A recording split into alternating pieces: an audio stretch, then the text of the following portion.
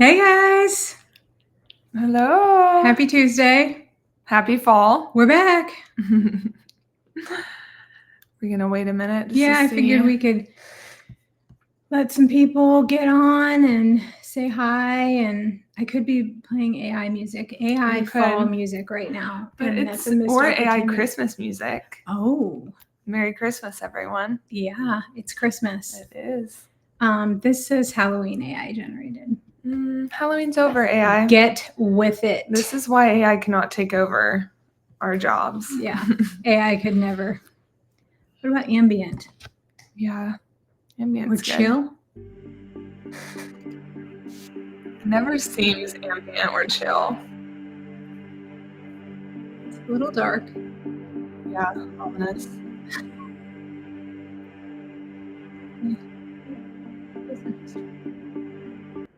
I do need some AI Christmas music.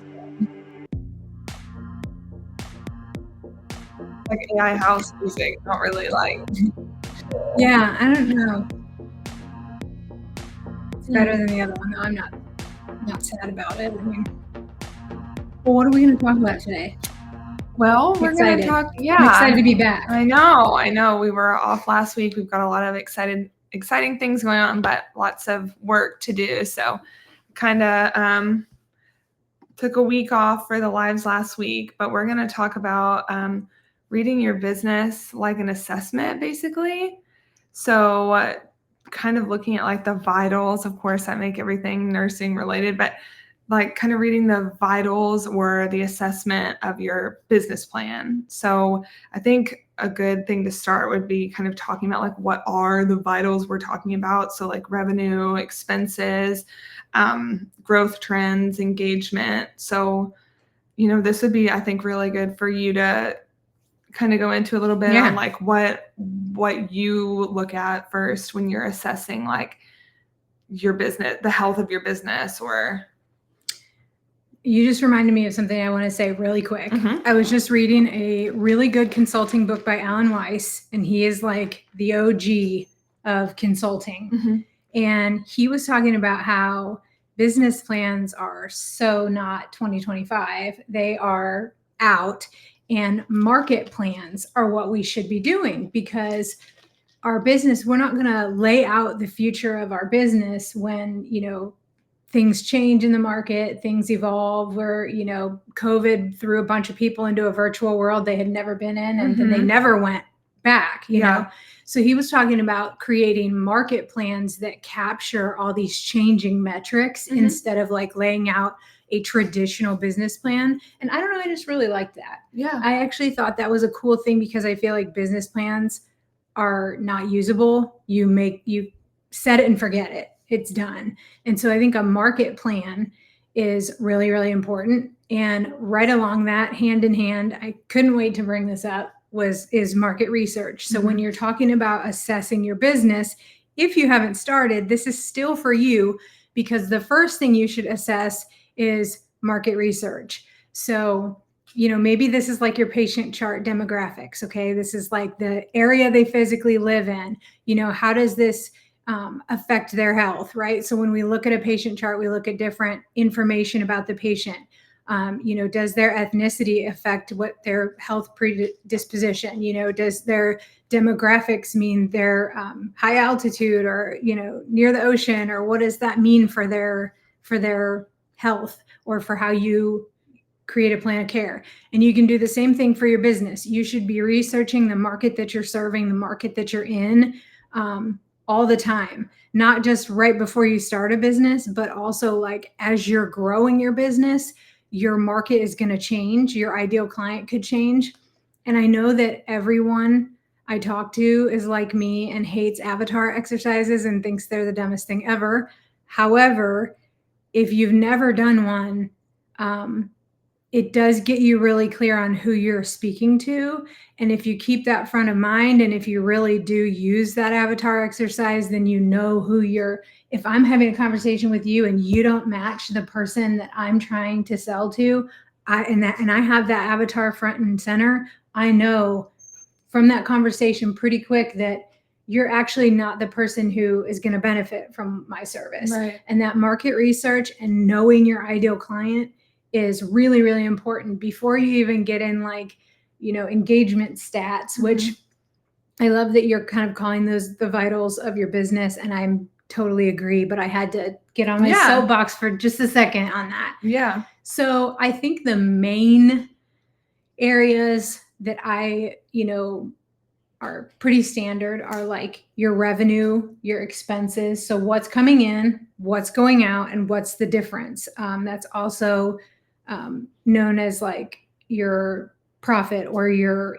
EBITDA is another term for that. And those are kind of what you're going to use your P&L for. So you're going to look at your P&L and say, okay, I made $10,000. I spent $8,000 and there was $2,000 left. And that's your profit, based in a very simplified way. So you always want to make sure in your business that you're tracking how much you're spending and you're not spending more than you're making. And this is a mistake that a lot of new nurses make, not new nurses, but new business owners make when they're starting, is they front load all of this money into expenses when they don't have any revenue yet. Yeah. So like building a big, beautiful $10,000 website when you have no clients is not a good use of your revenue, right? Because there is no revenue. So you're turning yourself upside down. Whereas once you have revenue coming in to support your business, then maybe a big, beautiful website is in your budget, right? So just kind of being aware of where you're at in your business could also like affect what vitals you're looking at. But also you have your kind of engagement and visibility metrics. So like, that might be in Meta Suite, right? For your Facebook or Instagram, you might be looking at engagement on your posts, comments, likes, things like that. For your emails, in your email provider, you're going to see open rates and click-through rates, things like that. You can monitor those to see, you can monitor your unsubscribes and your new subscribes. Those are good things. And, a lot of this also depends on your business model. What business are you running? Because it's going to vary what metrics are important to you. Maybe it's new discovery calls. One thing I track that I think people in service-based businesses should monitor is conversion rate. So how many calls did I have with potential ideal clients and how many of them converted? So, obviously the higher the better. Yeah. And there's a lot of ways to track that too. Yeah. Like, you can have CRMs or, it's really not hard. Also, if you are just starting out and you don't want to get into a CRM, you can honestly do that in an Excel document or have ChatGPT help you with that. It's good to utilize the different like platforms and stuff like that. Did you know that with Base 44, you can create your own AI app for free? I've been playing around with it, and we could go in there right now and type in Base 44, create me a dashboard to track my business metrics, and include, I'm dead serious, and include, include my discovery calls, my email open rates. And then you still have to manually, like you would go manually type in the number, and then it literally creates an app for you. Sorry, this is a rabbit trail, but I thought it was really cool. It creates an app for you, like a whole dashboard, and you can even share that app with other people. It's really cool. Just AI, it's amazing. Yeah, and AI can make it, like, I'm a very visual person, so you could tell me all the conversion rates and all this and that, but I need to like see it in a chart or in something, numbers, percentages, something like that. So you can really utilize and like leverage AI to make it so it really clicks for you and like paints a very clean picture of how your business is doing. I actually think that's really important. And I think even if you aren't a very visual person, which I am as well, I think if you've ever worked in corporate and you did WIGs, wildly important goals, and you did a scorecard with that, like that was something when I was area vice president, we had wildly important goals. And it was, gosh, I can't remember the title of the book. It's like 40X or something like that. And, but I'll figure it out. I know. It'll come to me. Yeah. But also 12-week year is kind of similar goal setting, but you really do need to Is it have the highly effective people, 7 whatever of highly effective people, No, or it's 4 like- disciplines yes. of highly effective people? It's like 4DX something. Yeah, because I remember reading that and Yeah. thinking like wigs. Yeah. And it always makes me laugh. But seriously, if you make, tracking these vitals and tracking these metrics, if you don't have a goal to improve them or to reach, then it's kind of pointless because you're just, there they are. Oh, I'm at 7 today. Yeah. Check. I checked. Right. So even with vitals, we want their blood pressure and their pulse and their oxygen to be in a certain healthy range. Yeah. And if they're ill or they're acutely ill, we want to get that into a stable range so they don't crash. Right. Yeah. So there's a purpose behind collecting all these numbers other than just, gosh, I only had 2 comments on that post. I suck. Right. Yeah, I mean, the purpose is to use and leverage these numbers for something.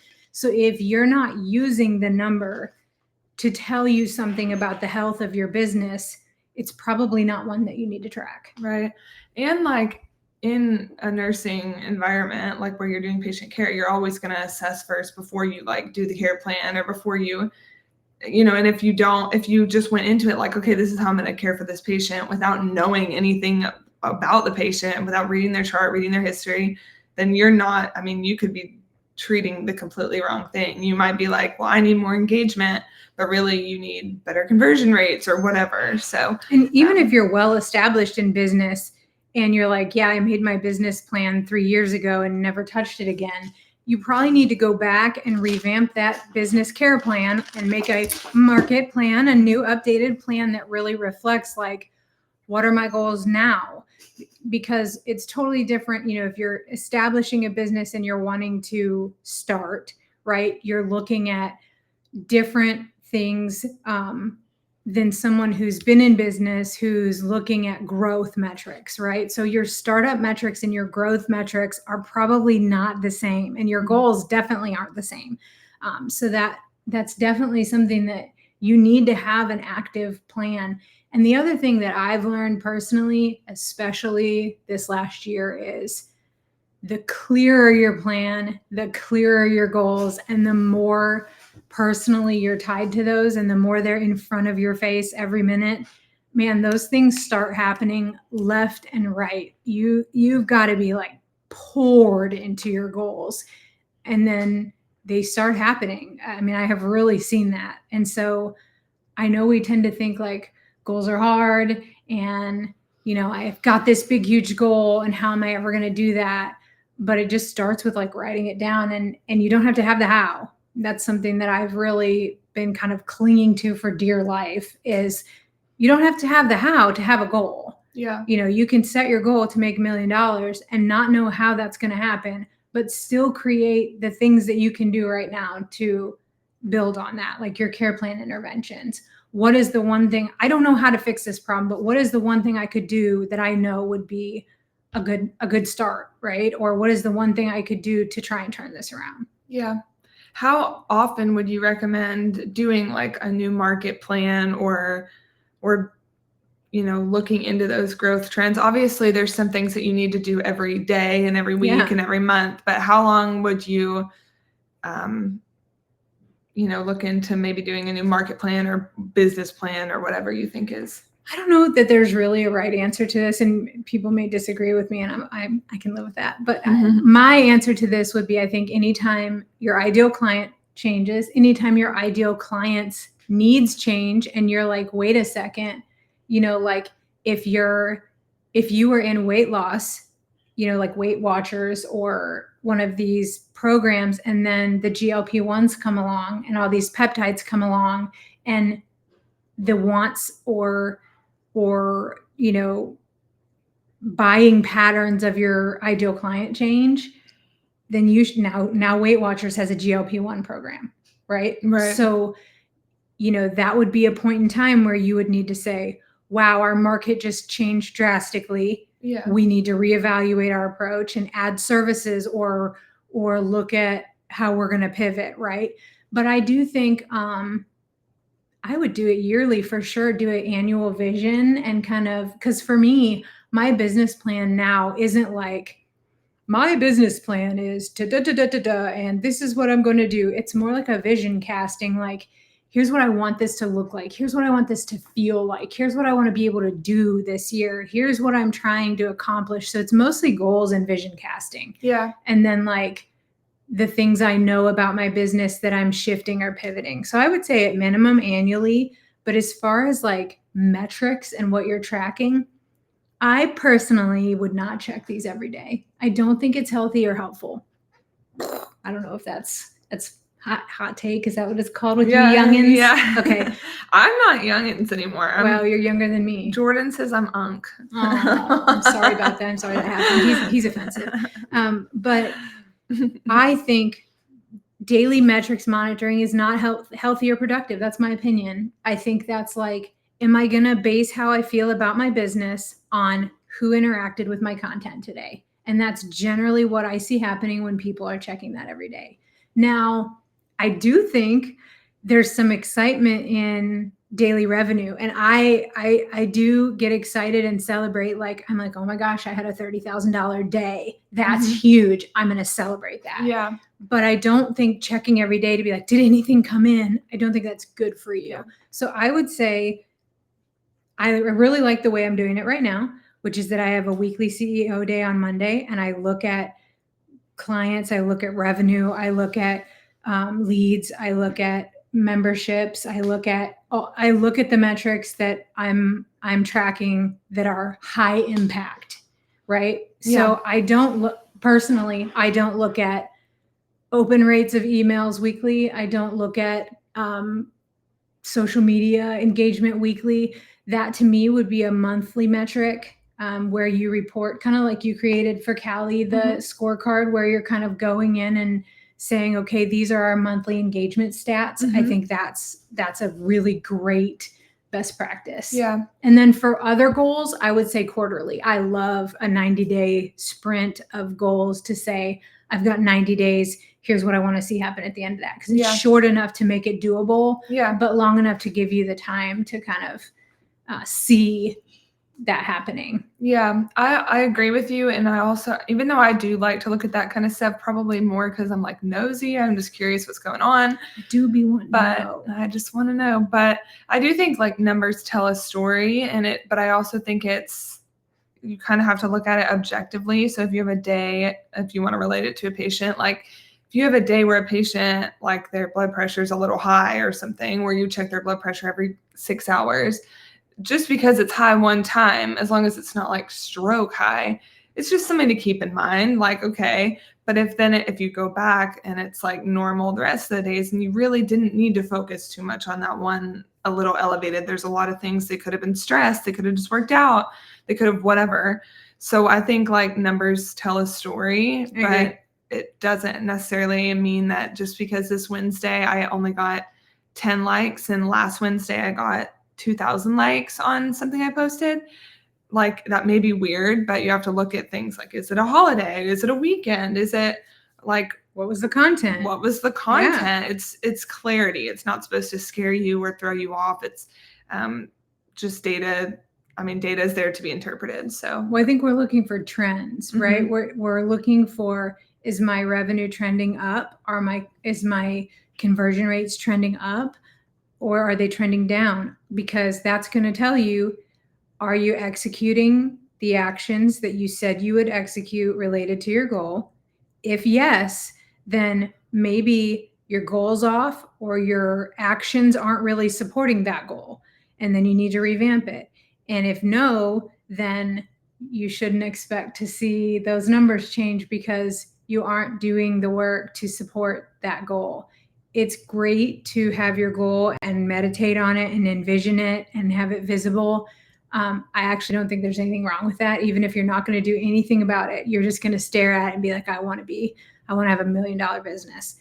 I think that's a good start. Okay. But you have to make some forward movement and execute some kind of action towards your goal to expect to see those numbers improve. And so I do think, that's really key in using those metrics as a reflection of, is my plan towards my goal effective or not? And then pivoting, right? If it's not, if you're doing all the things, you're showing up for yourself, you're executing on everything you have in place, there's something off. You need to reevaluate. Maybe you need to do your avatar exercise again.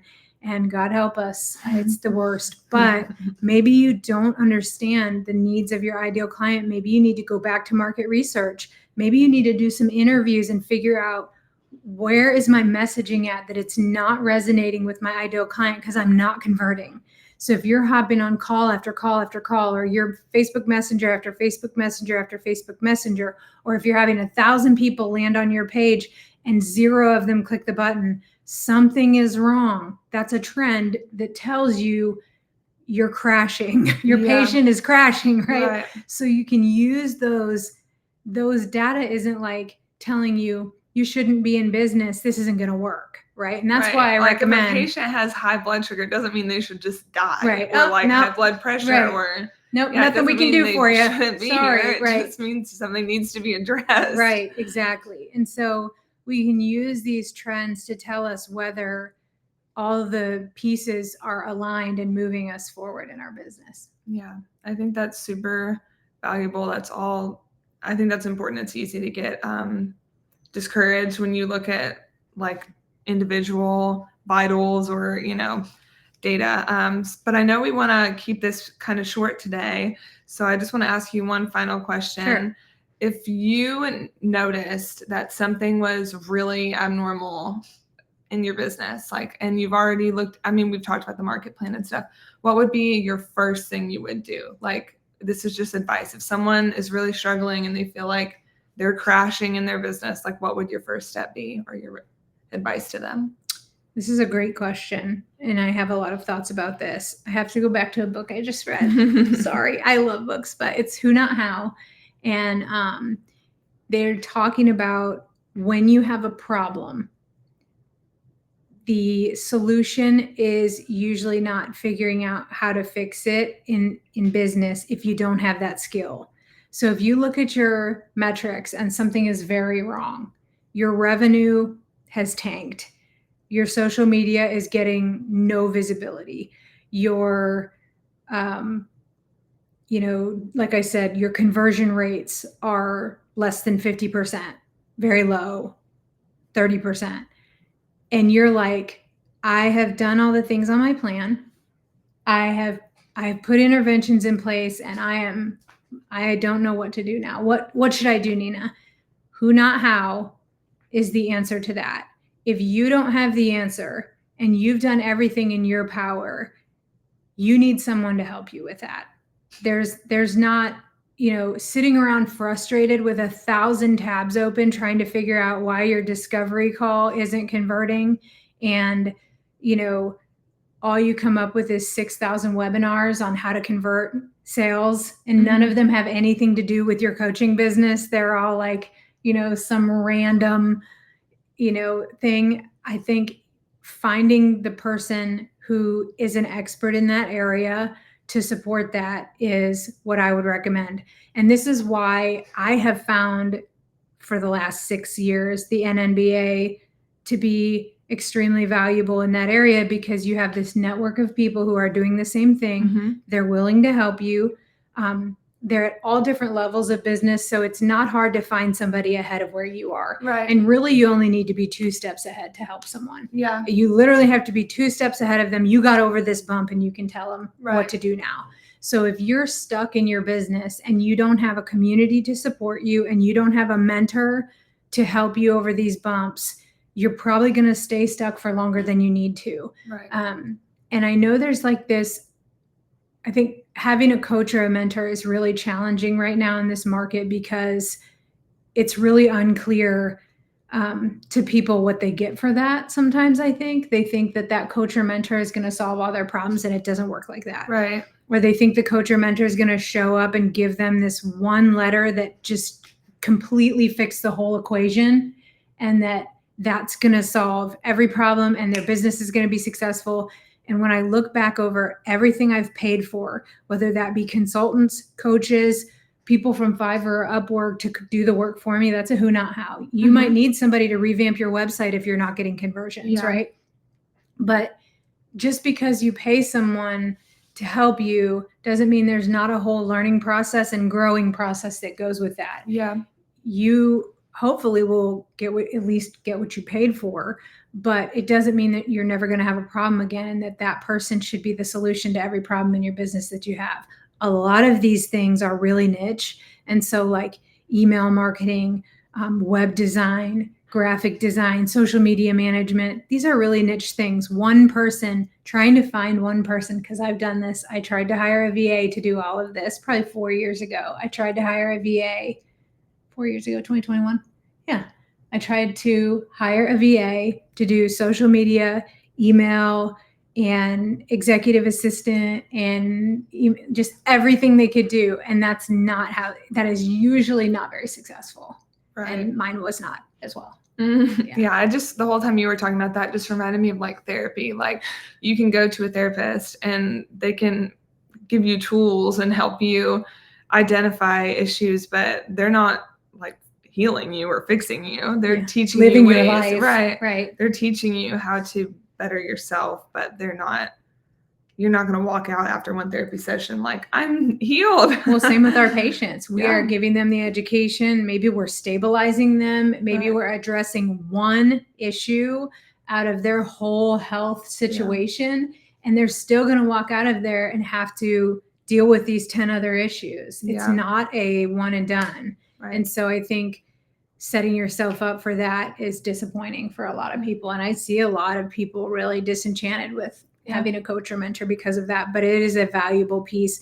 And the NNBA is an amazing resource. As it teaches you how to do a business plan, those components, what metrics you should monitor, what you're looking at. There's a lot of good information on marketing and market research and all of that in the membership portal. So if you're a member, I would highly recommend you go rewatch that. Rewatch that every year. I know we feel like, oh, I already watched that. And I'm this way too, but I'm finding that this information is like bathing. You kind of have to keep doing it and you have a deeper understanding every time you go through it, and you can apply different parts to your business as you grow and evolve. And I think that's really important. Yeah, I was going to say that too, just because I've been going through a lot of the modules and stuff that never even would have occurred to me. Every time I read through it, I'm like, wow, I'd never even noticed that. And I just think it's really helpful, and having a community of people to kind of just work through things or reach out to just for advice or support or friendship. It's hard to be friends with people that are not on like the same path as you sometimes when it comes to business. And also just there's a lot of opportunity for visibility and a lot of opportunity for support. So being in a community like the NMBA, I do think is super beneficial, especially if you just need a little push and you're not sure where to go next. Absolutely. Well, thank you so much for joining me. Yeah. And I hope this was helpful for you guys. And if you have any questions, you can always email me or Nina, or, check out what we've got going on our events calendar and be a part of it. And I would love to know if you're on here watching this and you have certain metrics that you track that we didn't talk about, or the number one metric that you found the most helpful, drop it in the comments. I know it's helpful for us to hear other people's perspectives, and I know it's helpful for other nurses to know what other people are doing, and gives ideas and really just kind of helping everybody see what they're doing is great. So we'd love to hear. Yeah. All right. Thanks for being a part of this. Bye, guys. Thanks for watching.